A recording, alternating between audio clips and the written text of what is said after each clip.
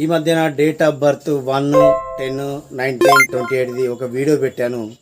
ఆ వీడియో పెట్టిన తర్వాత చాలామంది నాకు కాంటాక్ట్ అయ్యారు. నిజంగా చెప్తున్నా, బాధేసింది. వాళ్ళ డేట్ ఆఫ్ బర్త్ ఏమో సూర్యుడి నంబర్లో ఉన్నది, కానీ వాళ్ళ ఇల్లు చూస్తే మాత్రం రేగుల ఇండ్లు, మరి రెంటెడ్ ఇండ్లు.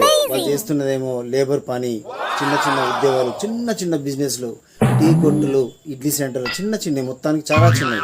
అంటే వాళ్ళ డేట్ ఆఫ్ బర్త్కి అసలు మ్యాచే అవ్వదు. కారణం ఏంటంటే చూస్తే వాళ్ళ పేరులో 8 నంబర్ ఉండడము, లేదా వాళ్ళ పేరులో 6 నంబర్ ఉండడము, ఇలాంటివి జరిగినాయి. అంటే ఇవి శత్రు సంఖ్యలు.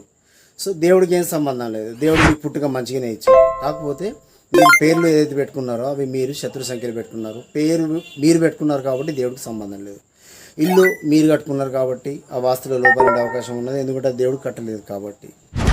వాస్తు పేరుతో ఎలాంటి సమస్యకైనా పరిష్కారం ఉంటుంది కాబట్టి వాస్తు